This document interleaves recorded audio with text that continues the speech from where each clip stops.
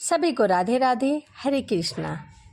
आपके अपने YouTube channel प्रेम भक्ति में आपका एक बार फिर से तहे दिल से स्वागत है। आइए आज हम सुनेंगे मार्गशीर्ष मास की कथा महात्म 11।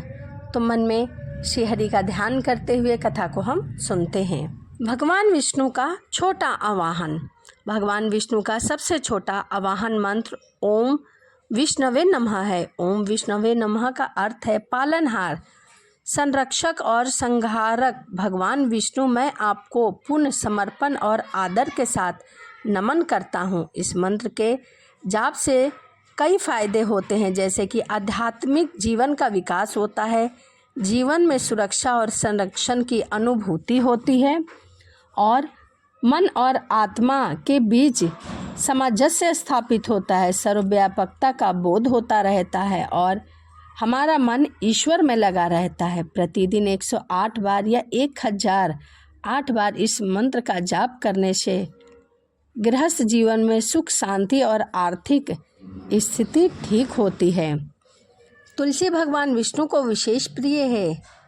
कार्तिक महात्म 8 में तुलसी की महिमा और अध्याय 14 और 23 में भगवान विष्णु के जलंधर की पत्नी वृंदा के अटूट प्रेम की कथा से भगवान विष्णु का तुलसी के प्रति विशेष लगाव स्पष्ट होता है, जो कि मैंने अपने वीडियो में पहले ही वर्णन कर दिया है।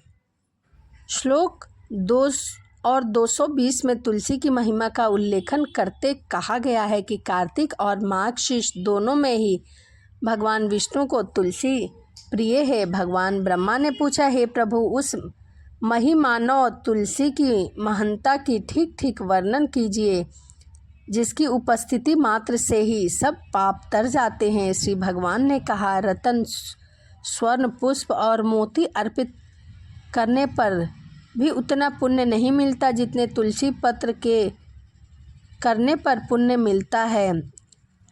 जो व्यक्ति तुलसी के अंकुरों से मेरी पूजा करता है वह गर्भ में प्रवेश नहीं करता, वह अपना जीवन नया कर लेता है। मनुष्य को तुलसी उगानी चाहिए और उसके पत्तों से मेरी पूजा करनी चाहिए। वह स्वर्ग में और श्वेत दीप में मेरे निवास में आनंदित रहेगा। यदि कोई व्यक्ति कम से कम एक बार भी शानदार तुलसी के शुद्ध, सुगंधित और अखंडित पत्तों से मेरी पूजा करता है तो यम उस व्यक्ति के पास पाप सभी मिटा देते हैं, उसे वह अपने अभिलेख से सुशोभित कर देते हैं। यदि लोग मेरी पूजा के लिए तुलसी के पत्ते एकत्रित नहीं करते तो उनके जीवन, धन और संतान सब पर धिक्कार है। उनका सुख इस लोक और परलोक में नहीं देखा जाएगा। इसीलिए तुलसी की इतनी महिमा बताई गई है। मार्गशीर्ष मास में तुलसी दल से पूजित मेरी मूर्ति का दर्शन करने से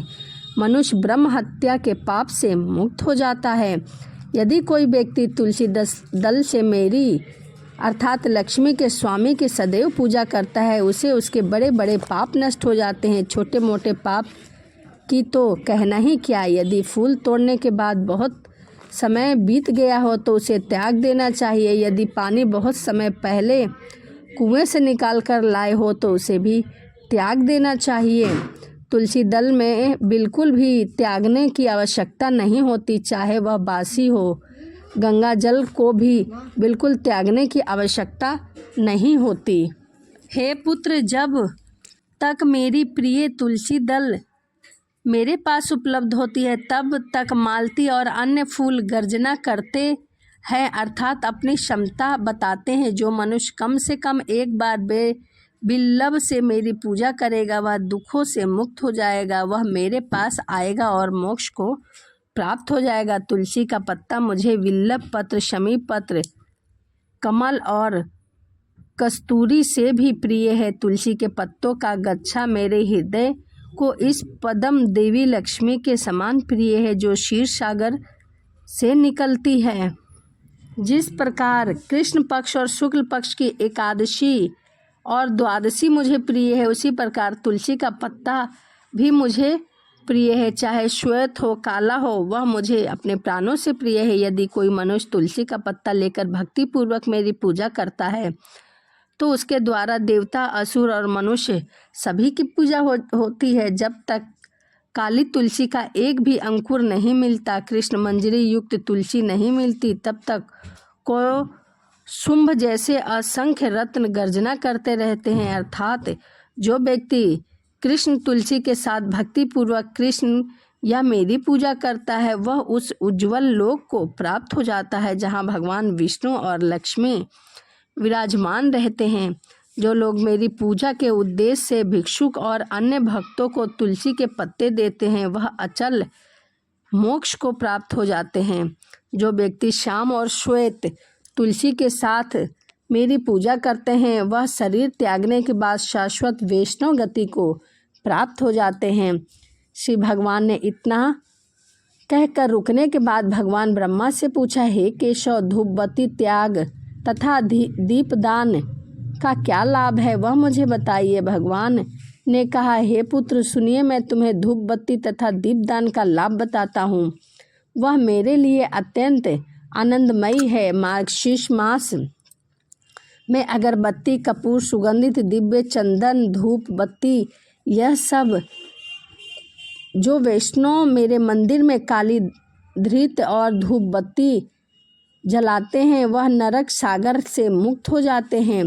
जो मनुष्य मुझे सुगंधित गोत्राल या फिर गाय के घी का दीपक जलाते हैं, उन्हें सभी पुण्यों की प्राप्ति हो जाती है। और जो गूगल का धुआं करते हैं, काले गुब्बर की लकड़ी विभिन्न प्रकार की से मेरी पूजा करते हैं, वह भी मोक्ष को प्राप्त हो जाते हैं। और मैं उन्हें अपने प्राणों से भी अधिक प्रेम करता हूँ। जो कोई मार्गशीर्ष मास में मुझे 10 द्रव्यों से युक्त धूप अर्पित करता है, जो मुझे बहुत प्रिय है, उसे मैं बहुत दुर्लभ वस्तुएं भी प्रदान कर देता हूँ। मनुष्य को मुक्ता धूप अच्छी लगती है, गुड़ की धूप शुभ, और दूसरी को जो मार्गशीर्ष मास में इसे मेरे सामने अर्पित करता है, वह सभी पापों से मुक्त हो जाता है और मुझे प्राप्त कर लेता है। यदि मार्गशीर्ष मास में अखंड श्रद्धापूर्वक मेरे सामने धूप अर्पित किया जाए, तो उस मनुष्य को कोई विपत्ति नहीं आती, उसे सभी प्रकार की संपत्तियां प्राप्त होती है।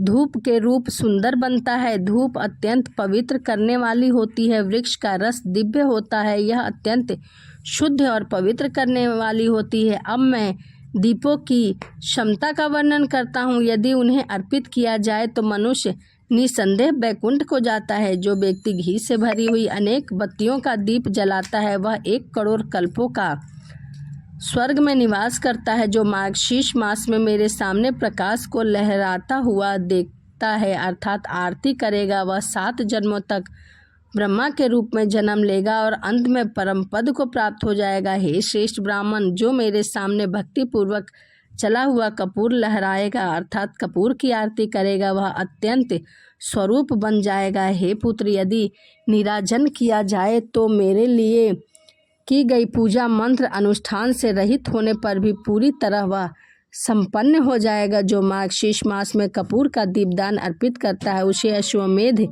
यज्ञ फल की प्राप्ति होती है। वह अपने परिवार के साथ उद्धार हो जाता है। जो मनुष्य मेरे सामने अथवा ब्राह्मणों के सामने तथा चौराहे पर दीपक जलाता है, वह अत्यंत बुद्धिमान पुण्य ज्ञानी हो जाता है। जो मनुष्य मार्गशीर्ष मास में मेरे सामने घी अथवा तेल का दीपक जलाता है, उसके पुण्य को सुना वह अपने समस्त पापों से मुक्त हो जाता है और सहस्त्र सूर्यों के समान तेजस्वी हो जाता है। वह प्रकाशमय वायु रथ पर सवार होकर मेरे लोक को जाता है और उसे वहाँ सम्मान मिलता है। अतः चतुर भक्त को अवश्य दीपक अर्पित करना चाहिए। जो व्यक्ति दीपक अर्पित करने के पश्चात उसे बुझा देता है, वह हे श्रेष्ठ ब्राह्मण, जो पापी लोभ अर्थात द्वेष के कारण दीपक को हटा देता है, वह दीपक हटा देने के कारण अंधा और गूंगा हो जाता है। इति श्री स्कंद महापुराण मार्गशीर्ष मास महात्म तुलसी धूप बत्ती दीपदान महात्म वर्णन 11 अध्याय समापन। तो यह मार्गशीर्ष मास की कथा अध्याय 11 था। वीडियो को यहीं समाप्त करते हैं और मिलते हैं अगली वीडियो में। यदि मेरी वीडियो आपको अच्छी लगी हो तो चैनल को सब्सक्राइब लाइक करना ना भूलें। तो चलिए मिलते हैं अगली वीडियो में। सभी को राधे राधे, हरे कृष्णा।